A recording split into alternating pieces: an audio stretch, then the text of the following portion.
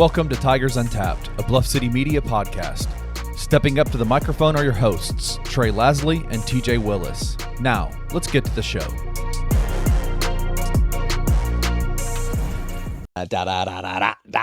Take two. For those of you at home who aren't familiar or don't know, TJ and I just recorded what we thought was recording 30 minutes, only to find out the recording wasn't working. So here we are for take two with our beers nearly gone. Timothy, tell the fine folks at home what we're drinking for the second time this evening. It was Hampline El Camino. Now it's a half Hampline El Camino. Mexican lager. Look at our boy Natch here. Looking like Zorro. Zorro in the flesh. Trey thought El Camino was appropriate since we're taking on UTSA Roadrunners this coming I did weekend. not say that. I didn't. Timothy, look at us. We didn't even plan this. You got the new. Mine's like, you got the new. Mine's the OG Ridge version. Breaking news. I don't know if any of you Monday Night Football fans out there had a Calvin Austin III to score 2 tutties bet going. I don't even know what it would have paid. I know first tutty was plus 1,900 because I almost placed it. I did place just an anytime touchdown and put a boost on it, so I got it for like 625. But Calvin's got 2 touchdowns tonight. He's their whole offense. Had a 73-yard punt return for the first tutty of the game and then caught another nice 20-plus yard pass from Russ to put 2 on the board this eve. Shout out to Calvin. Can't catch Cal. It's nice to see him actually take advantage of a Memphis receiver there after we saw Anthony Miller kind of get ignored. You know? Tough. 99 episodes, DJ. Next week is 100 episodes of Tigers Untapped. Yeah, I got something real weird planned for that one. Time flies when you're having fun. All right, let's jump into it. Since we've already done this for 30 minutes, this should go smoothly. What a blah of a game on Saturday inside the Liberty Hole. Yeah. 33-28 against the Fighting 49ers of Charlotte. Biff Pogue and the crew came to town, and what we thought might have been a fixed offense for 40 minutes of the game looked absolutely disgusting. Defensively, you looked fine. Outside of the first drive where you gave up a touchdown, you held them scoreless through the second and third quarter, and then just, I don't know what happened defensively. I mean, your team closed their eyes and gave up. No, they put in Deshaun Purdy, who can sling the ball 80 yards, and just started going over the top of you. You held Hashawn Wilson to only 4 carries for 27 yards. He did have the long of 18 for a tutty. Mario had a good game. 32 carries, 141, 1 touchdown, long as 60. And then you talk about the rushing attack, over 200 yards rushing. Makari Butterford got in there because Anderson got cramps or something, had to go drink a Gatorade and chug some mustard in the locker room before he could come back. But Butterford stepped right in, 7 carries, 73 yards in a tud with a long of a 40-yarder. The ground game seems like it's okay. I don't know what's going on with the rest of the offense, though. You know, it's weird. It comes in spurts, and I don't know if it's the play calling. I don't know if it's execution. I don't know what it is, but it seems like we just get into the situation where there's tunnel vision. Seth is looking directly at Rock, and if Rock's not there, he then has to go to his next read, and at that point, it's too late. You know, you've already been back there for 3 seconds, and you got to find your next guy, which is, you got to get rid of the ball. Bode well. It does not bode well for a professional career if you're back there just holding on to the ball, looking at one guy. Yeah, and it's not like that every play, but it has been several plays where it's like that. I don't know what's going on with. I don't feel like Seth is having fun. I don't feel like he plays with any confidence. I feel like he's playing timid and not to lose, which kind of honestly takes on the persona of his coaching staff a little bit. I feel like a lot of times they're coaching to not lose instead of just being aggressive and coaching to win. But I feel like we don't get our best Seth unless we're playing from behind, or it's like a 2-minute situation where you absolutely have to have something. I mean, how good was it on that? We got the ball at the minute and a half. down by what, 4, needed a touchdown. Yeah. Down by 3. What were we down? Down by 4, right? Sounds right. Needed a Sounds right. touchdown, and you march right down the field and you throw a 25-yard strike to Rock on a fade route in the corner of the end zone perfectly Yep. executed. I don't know what it is, but it just it doesn't. Something seems off. I don't know if he's in his head. I don't know if it's a lack of confidence. I mean, 20 of 32 for 212, 2 touchdowns and interception. We had 4 drives inside the red zone, TJ, that led to 3 total points. That's disgusting. And honestly, one of the worst interceptions thrown that I've ever seen in my life at the goal line. I don't know what the heck that was. Now, some of it's play calling down there in those situations, I think, too, but I don't know what's going on with the offense, but I wish we still had Calvin Austin III because maybe we'd have some of that explosiveness we were led to believe was coming back this year. I mean, I get it. You don't have Sutton anymore, but you got your whole You know, receiving core back, and we see what happens when you go to Rock and he's not interfered with, good things happen. When you go to Kobe Drake, good things happen. I don't I know was what it thinking is. that maybe the offense was down because they're not incorporating Demir as much. It was my initial thought. But looking back, if you compare the game logs, through 8 games last year and this year, last year through 8 games, he had 30 receptions, 443 yards, and 3 touchdowns. And if you compare that to where he's at right now, he's at I feel like 28 he's on par. receptions. Well, it's a little less, but nothing too crazy. It's less yardage wise, by about 100 yards and 2 receptions, but you still get 3 touchdowns out of him, right? So it's not like you're missing out a lot of points, but you are missing a pretty big amount of yards there. But, uh, excluding the one big game he had against Tulane last year, the 6 catches, 108 yards, and a touchdown. That's like the one game he really hasn't had this year, right? Against North Texas, he did have 96 yards, but Well, we I hadn't feel like played we're Tulane just yet. well, yes, exactly. I think we're not getting a lot of Demir, and surprisingly, not getting. It feels like we're not getting a lot of Landfear. He had that one catch, and I was shame on me. I said something. I was like, "Why the hell is Landfear in right here? Like, you need to stretch the field." And then he converts a long third down. So, like, Straight down the middle of the field, right when with you needed him, Landfear on in. cue. It Um, it is for me. It's weird for me that we don't go more Landfear Rock I don't know Demir what's happened. in shorter combinations. It felt like we started the year really utilizing the tight ends, and over the last 3 weeks, it's disappeared. I mean, outside of that catch on the last drive of the game in the 2-minute drill, Yeah, I mean, he had 3 catches for 41, but 25 of them were on that third down on conversion. that one play. Yeah. Yeah. And then from a tight end perspective, like, I know he started out the year and had a touchdown catch or 2, but I'm gonna be honest with you, I don't wanna see Brandon Doyle on the field ever again, especially in a blocking situation, because my dude whiffs constantly, or he just runs into our running back and kills the play immediately. I think though the better way to word that is put him in more advantageous situations, right? Don't he's I mean, fine I if don't he's know how on the more line. advantageous it is to just go out there one-on-one and win your one-on-one, but I have yet to see him win a one-on-one when it comes to blocking exterior. That's not true. TJ, more If often he's than lined not. up on the line or he's the split end crashing down on any zone reads, he's been fine. I think Okay, it's probably hard to block a moving target, right? I think that makes maybe. sense. I don't know. Just I think run that's at what him. we're seeing happen there. At least get in the way. Don't be whiffing.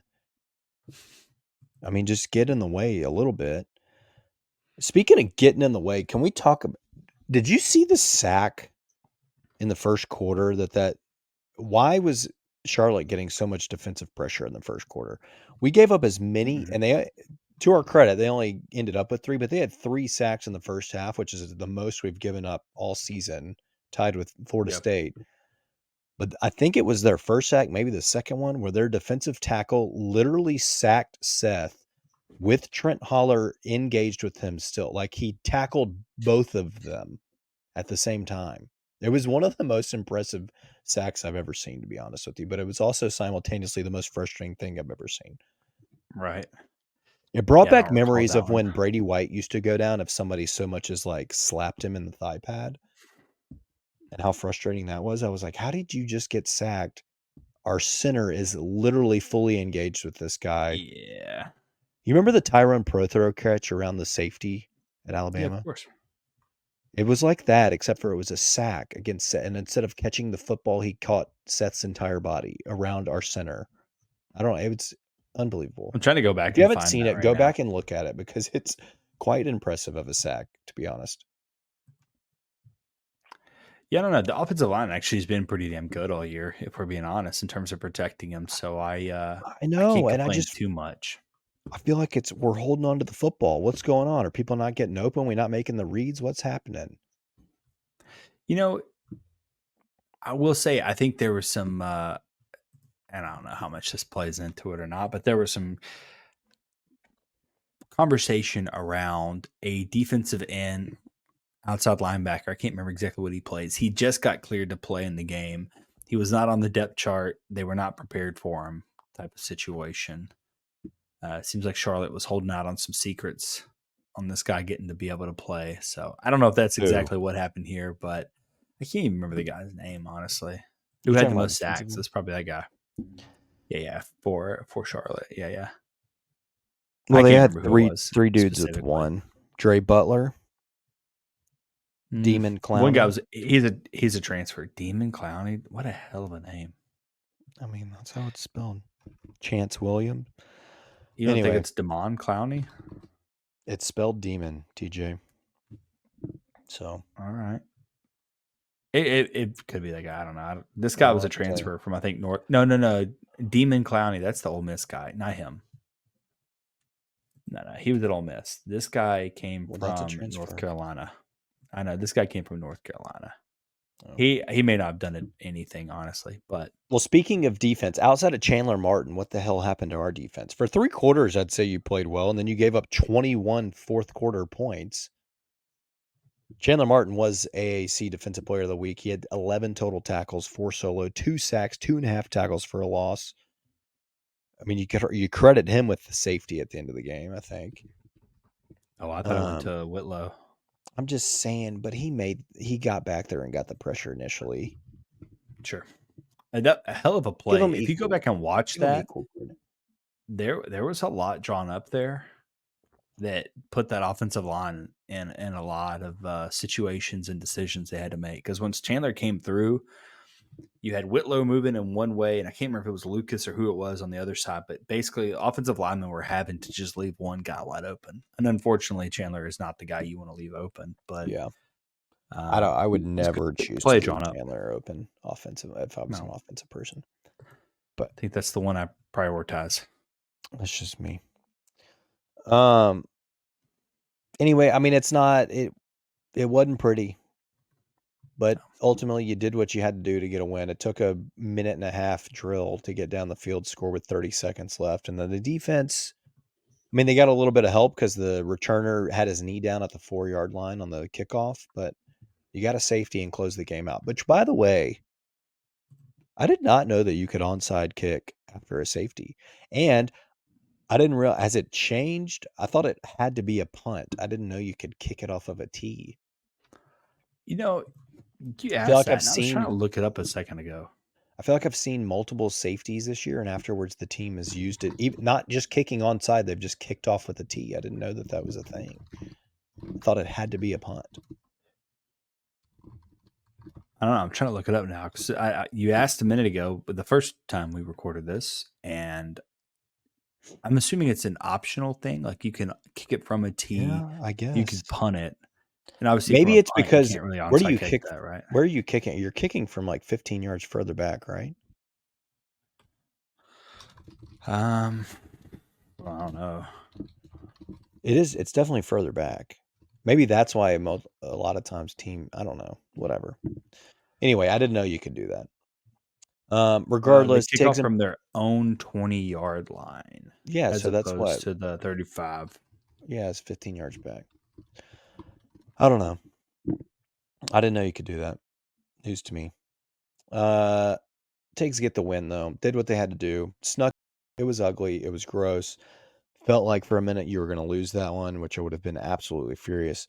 Improved to 7-1, 3-1 in the conference. You're sitting in solo 4th in this nasty, nasty league, right ahead of Charlotte. You're behind Army at 6-0, Navy at 4-0, Tulane at 4-0. You get your shot at Tulane in a couple of weeks. Army's probably not going to lose because they have the easiest cupcake schedule ever in the American. They only have 2 games left. Navy, you pray that they lose to North Texas, maybe. I mean, they still have Tulane as well, so they could lose that one. You could find yourself in a 3-way tie. If Army loses to North Texas, it could be a 4-way tie. You got 4 teams with 1 loss. That would be fun. You just keep winning. I just saw the play you're referring to with Brendan Was it Doyle. not kind of impressive, but also simultaneously like the most frustrating thing you've ever seen in your life? No, I'm sorry. I'm referring to the one where Brendan Doyle. I'm pretty sure he misunderstood what the play was. I thought you meant, yeah, where he tackled Mario. I thought you meant the sack, which you should probably try to find that one too. That's what I went looking for. Anyway, you got another week here. Week to win another one. Improve to 8-1. Try to get to 4-1 in the conference. I mean, you should not. UTSA is awful. The post Frank Harris era for them is just off to a horrible start. I mean, they've lost 3 of their last 4, 2 of which is including the only 2 coaches in the entire FBS world to be fired already. They lost to East Carolina and they've lost to Rice, both who have now fired their head coaches. Their lone win is against FAU. And then this week, and very honestly, probably one of the more impressive losses I've ever seen in my entire life. A little bit Silverfield-esque. They were up 35-7 at half and somehow managed to lose 46-45 to Tulsa. Up 28 in the third quarter, and you somehow find a way to lose. That's impressive to me. It's definitely impressive. FPI gives you a 71% chance to win. I think it opened at 9.5. It's currently sitting at 7.5. Over-unders at 60. Yeah. 7.5 feels right. I think it's it probably falls in the 7 to 10 range. You win by a touchdown or 10, maybe. I don't think you get 2 tutties. And maybe it's a weird game. Maybe we put it together. Defense is running, offense is iron things out, and you come out and you blow them out 42-17 or something. But it feels like it's probably going to be one of those 24-10 or 21-13, 21-7 type of things to me. Yeah, when we originally did this, I was like, oh, I could totally see this taking the over. It's just, UTSA is a team that likes to play fast. They run a lot of plays. They're very similar to USF. They're constantly just moving. I think in the last game, they had like 40 rushing attempts, 50 pass attempts, like 90 plays is absurd.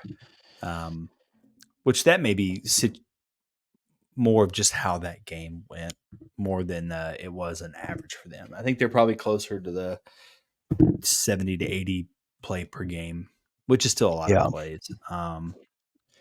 So I'm interested to know if how should I word that? I do think that it's going to be, I'm going to have a change of heart here. I think they're going to be under the 60 points because you're kind of convincing me that it is going to be a 38, Memphis 35 or 38 to UTSA 21. I don't know. They're putting up points. Arguably, Owen McCowan, who TJ came in saying was the scrub of all scrubs, is having a better year than Seth, to be honest. He has more passing. He plays in a different offense. He has 100 more attempts too, I bet. Paint the picture if you're going to say it. 100 more attempts? I don't think he has that. He has 3 fewer passing attempts. He has 12 fewer completions. He has 10 more passing yards. He has 4 more touchdowns, and they have the same amount of interceptions. I would have assumed they passed it more. Nope. Seth's got 305, and McCown's got 302. Interesting. I'm gonna fact check you on that, of course. Then But go look at it. no, it's just interesting to me. I'm very curious to know how that's gonna go. I guess they've had another guy pass for him, Eddie Lee Marburger. Good Lord, Yeah, what a but not. name, Eddie Lee. Your name is That Eddie is a good Lee. name. No, it's his first name. That's not a good name. Eddie Lee Marburger. You don't It's a like tough that one. first name? You think he Eddie goes by Eddie Lee. Lee? Or just Eddie? For sure. No, Eddie Lee. I think if your name's Eddie Lee, you got to go by Eddie Lee. I don't know. He is having, I guess, a better year, whatever. They give up some sacks, I tell you what. 23 sacks. Yeah. They've been That sacked they do. already. And their defense is pretty bad. I'm not going to lie. And I don't know if that is because they played Texas, and I think Texas hung like 60 on them, and that's obviously going to skew some numbers. But yeah, that's tough. It's hard to get a firm understanding of exactly how they are defensively until you look at the fact that they just gave up 1 million points to Tulsa. In the second, So in the second half. They clearly have something going wrong there. And not even just that, right? I mean, they allowed Rice only rushed for 42 yards, but they gave him 347 passing. It's interesting. I can't tell if teams are choosing to not run against them or if they're tough against the run because the rushing yards allowed, Kennesaw State 51, Texas State 195, Texas 187, Houston Christian, which has changed its name, 50 yards, ECU 47, Rice 42, FAU 163 against Tulsa. I'm going to let you know right now, Memphis is going to try to put up 200 rushing yards on you. We should. I mean, the two teams that you named are the only two decent teams that they've played the entire season. So I think Mario extends his 100-yard streak. I think he gets a 600-yard rushing game. I think TJ. We get Gregory DeRosier back this week. To be honest with you, I don't think in a big role, but they try to work him back in a little bit. I think the Tigs win this one fairly comfortably. I don't want to say like it's just a total blowout, but I want to say it's one of those where it never really feels like it's in question. It may be close a little bit, maybe a little bit like that South Florida game where like it just kind of stuck a little close, but it was never really in question. Give me your score prediction. I just saw the sack that you're referring to where the guy... It's absurd. It is on... no, yeah, you're right. It is Trent Holler. That is impressive. He just got those big bear mitts on him, dude. You aren't going anywhere. I mean, to be able to go around Trent Holler and... Not a small man, by the way, Trent Holler. Right. I mean, it was impressive and simultaneously one of the most frustrating plays I've ever watched. I think Memphis does win this. I just don't think UTSA is very good of a team. Obviously, that shows in their 3-5 record. Granted, they've played some decent teams. I think, decent in the sense that they have played Texas and they have played Texas State. Rice is okay at best. FAU is not good. Whatever. 3-5 sounds right. I think Memphis does win this, and I'll stick to that score. I think it's going to be a Memphis, 35 or I don't want to count on a field goal anymore. Playing mind games. No kidding. Speaking of which, Memphis 35, UTSA 21, something like that. That's what I was going to say. Under 31-20 or 30-21, something like that. You mentioned field goals. I legitimately don't know how Vandenberg missed that first field goal. It looked good from our seats. So I haven't watched a replay. What happened? It went too high, I think is what it was. What do you mean too high? Is it too high? What do you mean too high? You ever seen Major League? You can kick a field goal too high? No, I was quoting the movie Major League, man. I mean, I guess we'll have to could, go back right? and look at that because honestly, from where we're sitting, it did not look like he missed it right or left. It looked like it was in the went straight down the center. middle. It was Yeah. It was very high, but I think don't it's a know. situation. I joked about too high, but I think it's a situation where you'll kick it and it just starts to kind of float. And from the angle that we're at, you can't really tell. But at that tell point, that it's it actually curves out. crossing Yeah. over. Yeah, it's actually crossing over the plane there. But Yeah, maybe that's what happened. I need to find a replay of it though. I forgot about that. I was like, actually just trying to find it right now on the replay. Yeah. Yeah, I mean, I'm going to go like 30-21 or something weird. Yeah, we're in the same area. Feels like I think you're at the under.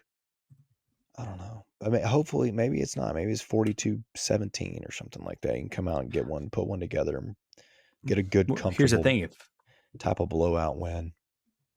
If we say it's going to be a 56-24, it's going to be a 7-21 type of game. So yeah, please don't. You got to stop with the lower score first. That's not how we do scores in this place.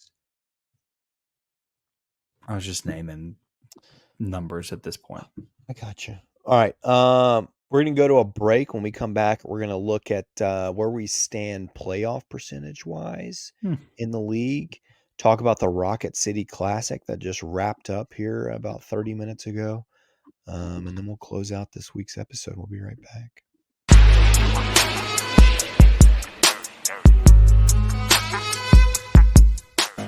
Yuki Mania. Oh, boy. I was thinking, I don't know if you know this or not, but Yuki on Instagram has posted 10 times. His last post was him in a Grizzlies uniform. Okay. He's posted 10 times. He has 630,000 followers. I was thinking, I don't know if you agree with this or not, that we are going to title this show Yuki Kawamura. That's it. Just his name. See how many views we can get. Apparently, Yuki's a bigger deal in Japan because he's kind of like the Steph Curry of Japan. He's 5'8". Yes. We can relate to him. Yeah. We can do what he does. No, we can't. Well, not us. I'm just saying the collective, the people. I want the people to say, no, y'all can't do what he does. Just because you're the same size. But they believe he can. They believe okay, they can. you can believe it, but I'm just telling you, you can't do it. Tune in to the Night Court Podcast with your hosts, Rob Fisher and Brevin Knight, on the Bluff City Media YouTube channel. Hey, we got Tyler Cole here. What's your take? Hold on, let me get this out the way. Hey, fight! So look, I got a take for you today. The Grizzlies are a bigger threat in the West than the Lakers. Speak on it. Go ahead. You just did it? Well, first of all. Originally, I wasn't planning on doing it. I was like, I don't know. I'm not too fun to being in front of a camera. Like, right. I like taking behind it. I like being behind the camera. Mm-hmm. And Mom was like, no, you're doing it. And I was like, okay, I can't argue with your mom, man. And the Grizzlies are my favorite team. So it's like, there's no arguing here. Like, we can go back and forth regardless. Tune in to The Anthony Sane Show, Wednesdays and Fridays at 12 p.m. weekly on the Bluff City Media YouTube channel.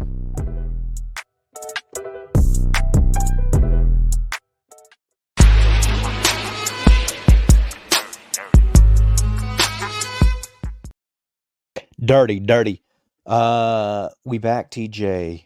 Playoff odds. Hey, I don't know how. I guess people don't watch our games. They just see that we won and see our record.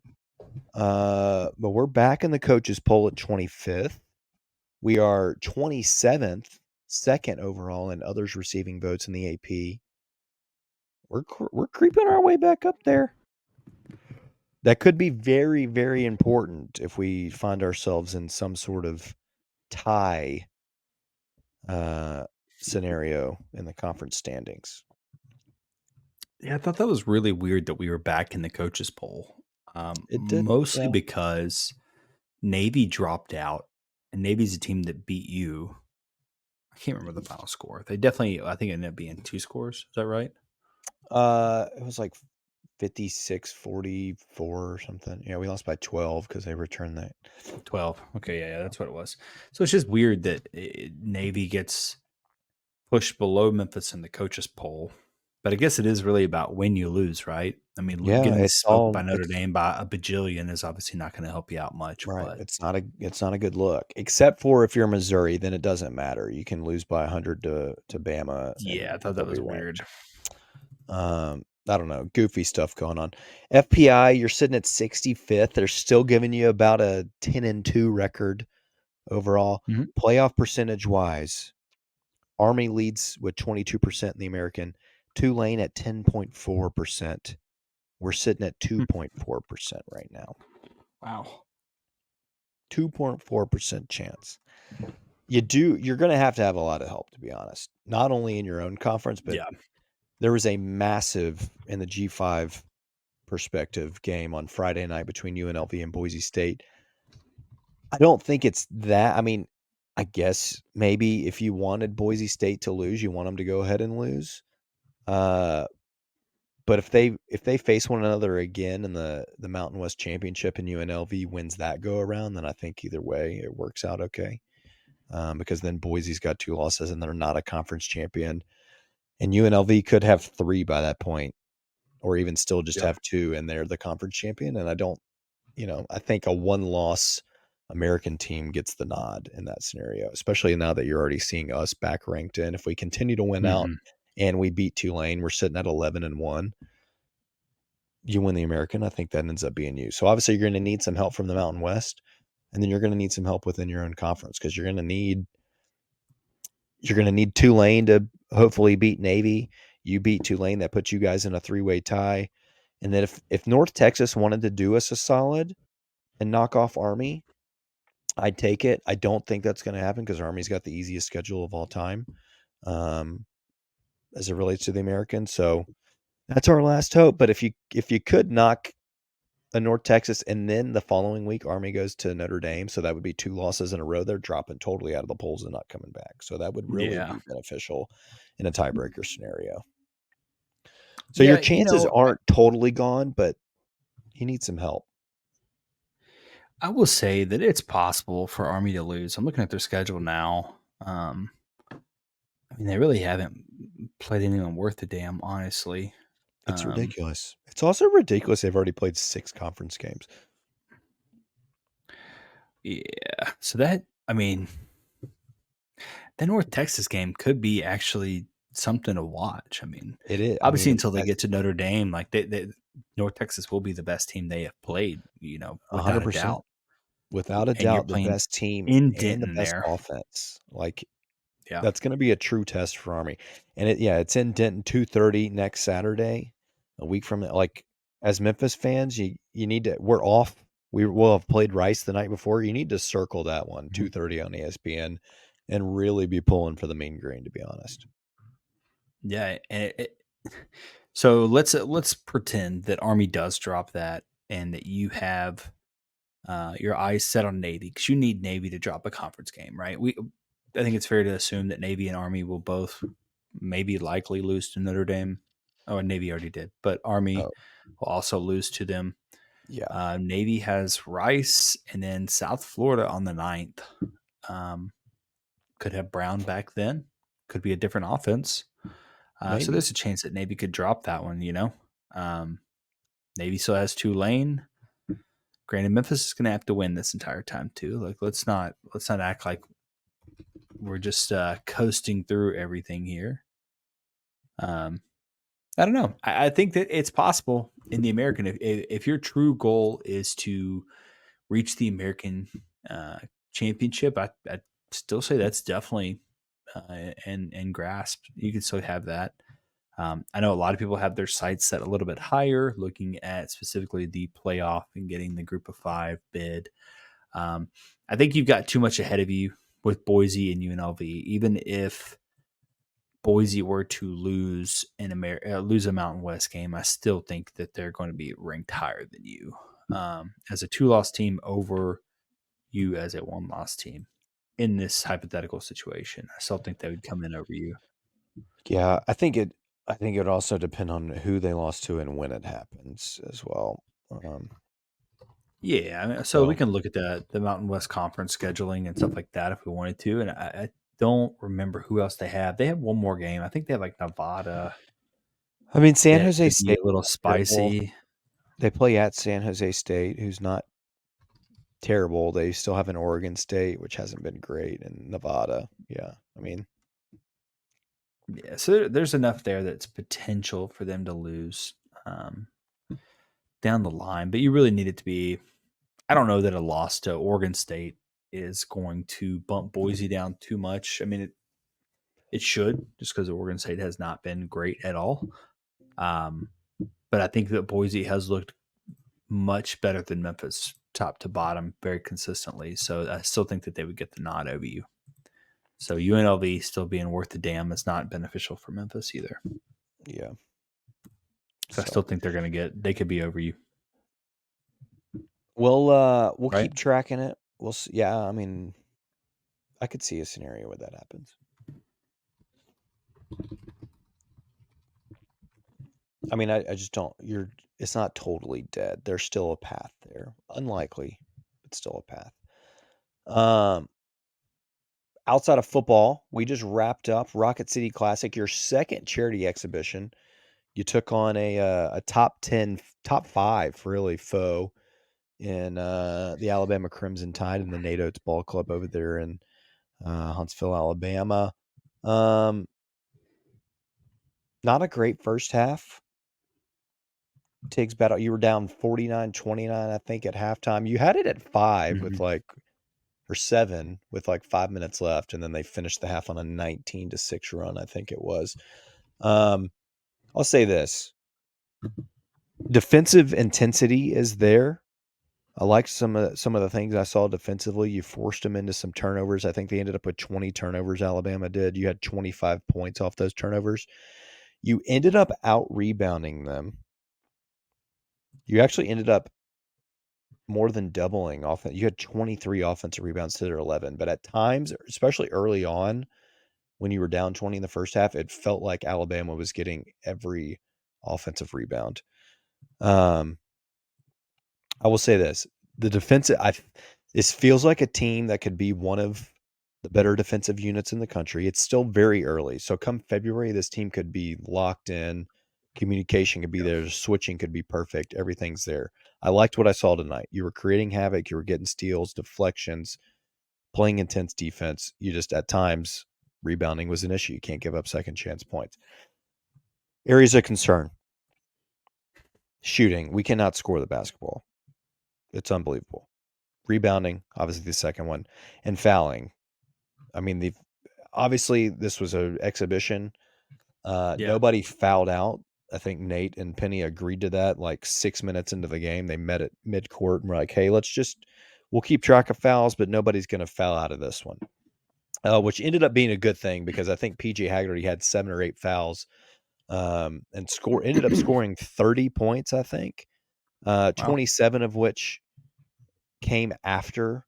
He had 32 points, 27 of which came after he fouled out of the game. So, or would have fouled out of the game. But I think I liked what I saw defensively. I think there's a lot of potential there. Very concerned offensively, especially in the half court.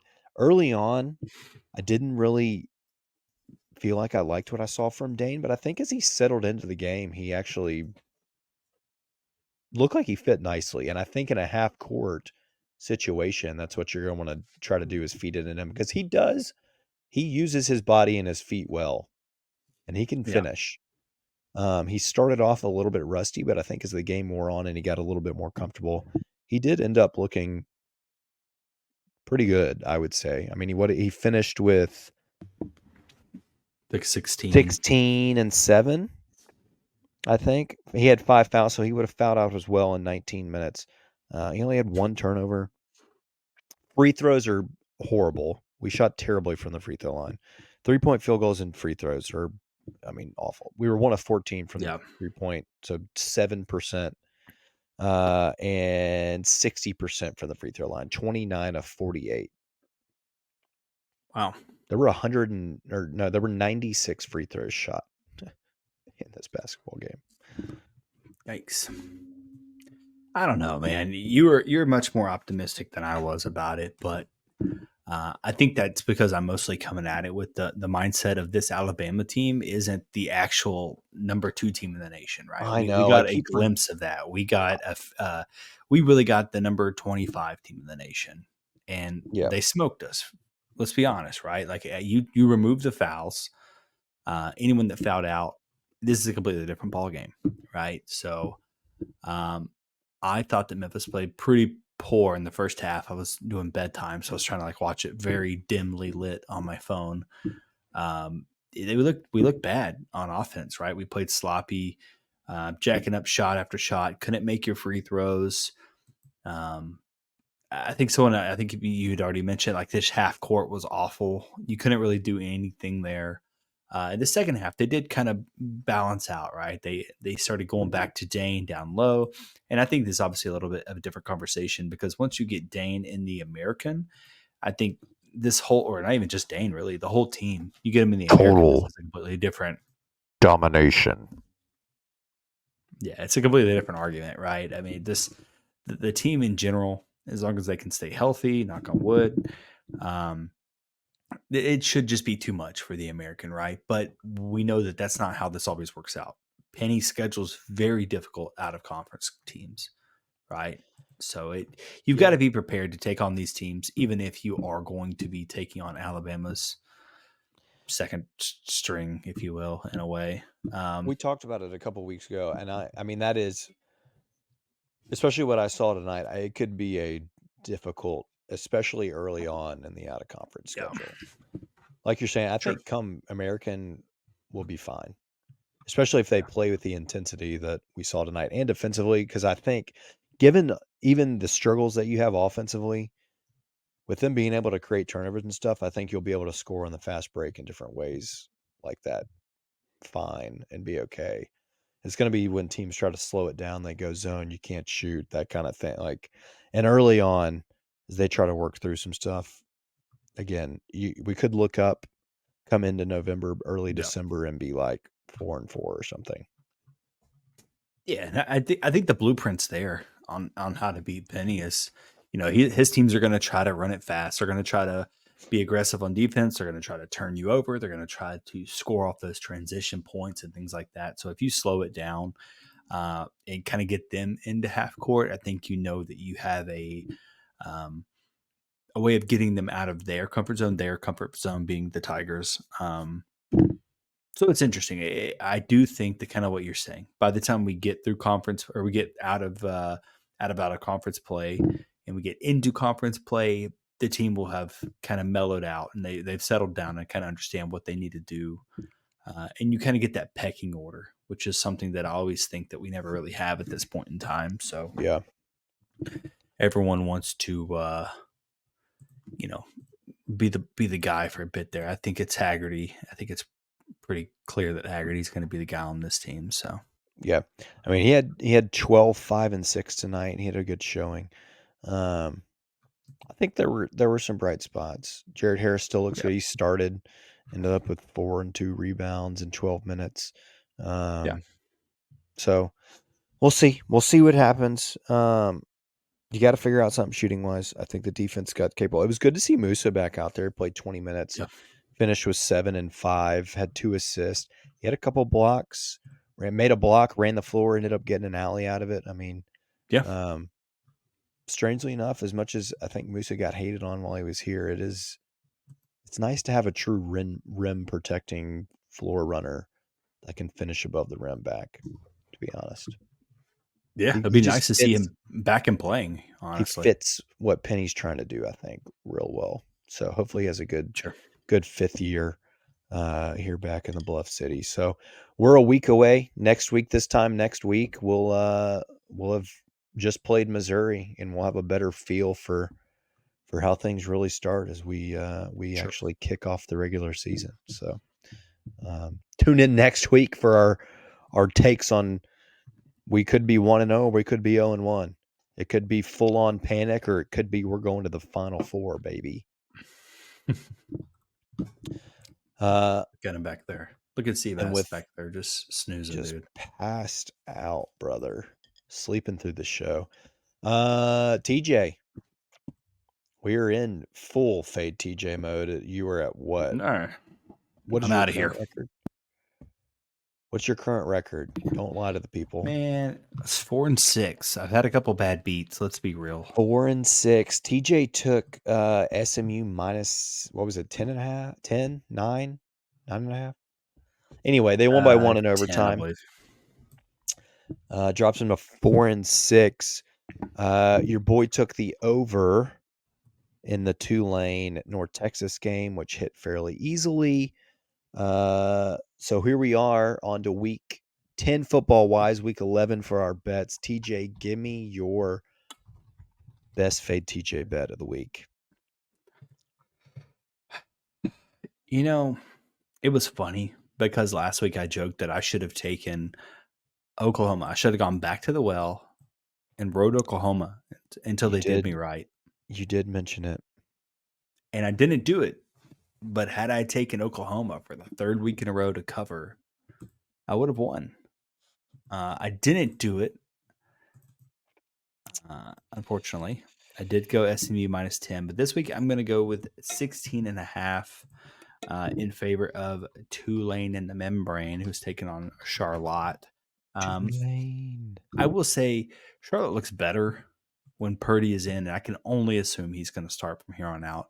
But I just think Tulane has shown all year that they are able to keep their foot on the gas and they don't get complacent at all. So I'm expecting them to cover that 16.5, and I'm already starting to question it. And just I'm going to go ahead and mark it as red, as a loss in my book here. Wow. It's just because I'm saying it, right? But I'm going to say Tulane will cover the 16.5. It's a lot of points if you think about it, but it is. But it's. What's the Oklahoma spread this week? I don't even know. It is 34.5. They're hosting Maine. I got a sickness, dude. I may go back to them. I'll stick to Tulane. 16.5. I'm going to go after an impressive come from behind victory.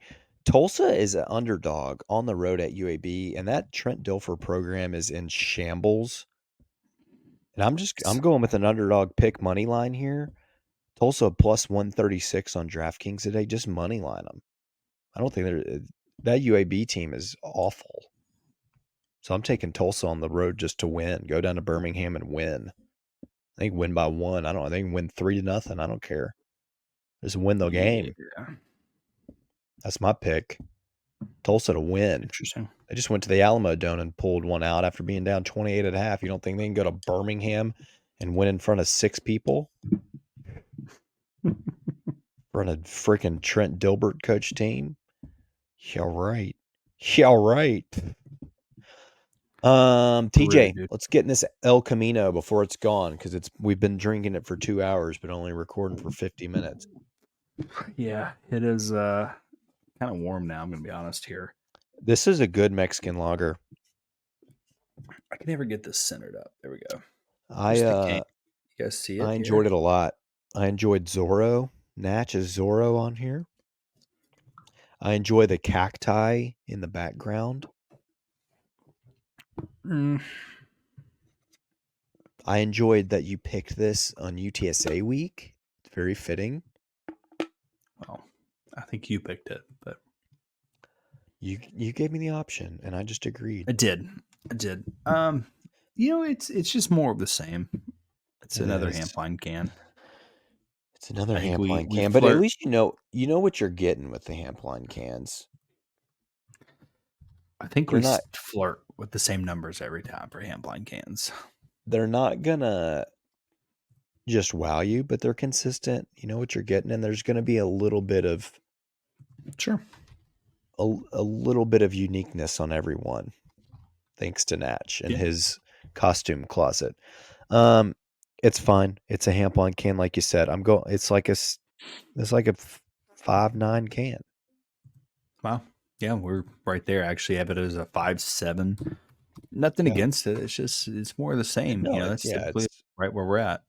It's not a bad can at all. Now the beer, on the other hand, this was delicious, to be honest. I'm big. I like a good Mexican lager, 5.2%. It was a pint, which we love. Hampline always hooking us up with the pints. It's a light amber brewed with a touch of corn sweetness. I got it. It is a little bit sweet in there, but it was good.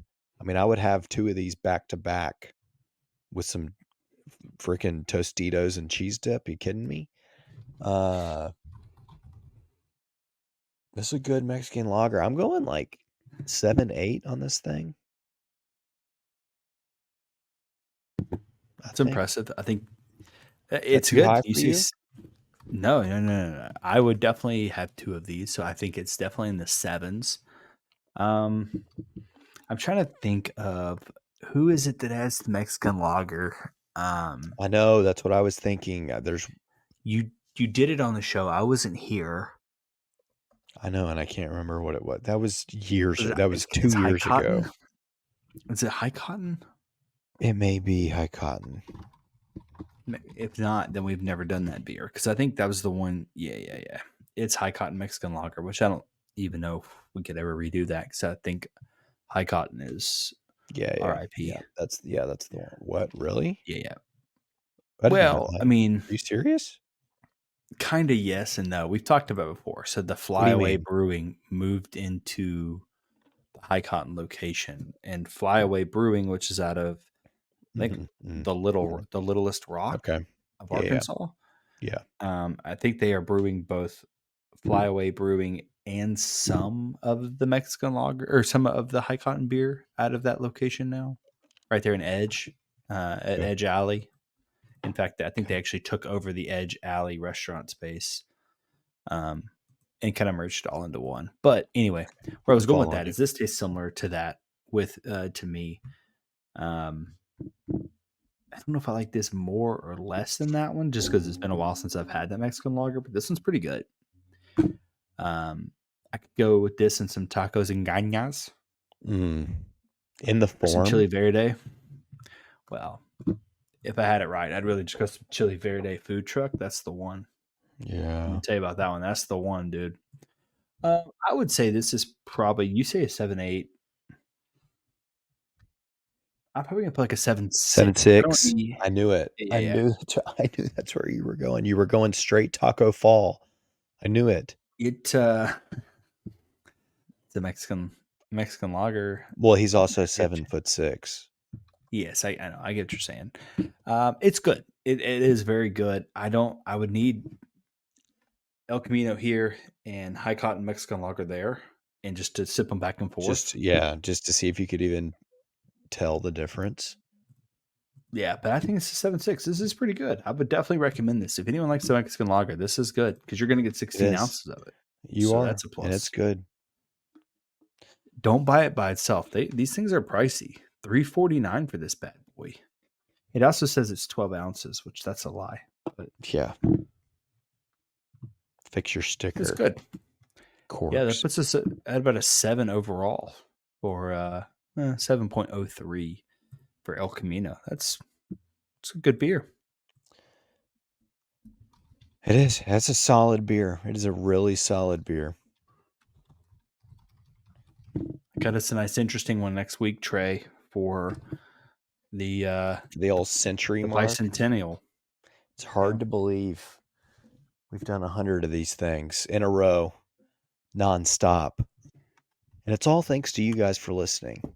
Because without you, it would just be me and TJ and Kenny periodically, who's in Huntsville tonight. That's why we're all alone. So we thank you guys. TJ, happy 100th next time I see you. Yeah, man. Well, I'll see you at the office. Actually, I'll see you tomorrow. But for now, well, you won't. I won't be in office. Well, I'll see you at the field day. We got a field day tomorrow. With that, I'm Trey for TJ. We're out of here. Come with the cold beer, shave with hot takes. Peace. If you enjoyed this episode of Tigers Untapped, leave a rating and a review wherever you download your podcasts. Like and subscribe at Bluff City Media's YouTube page. Head over to www.bluffcitymedia.co for comprehensive coverage of Memphis sports.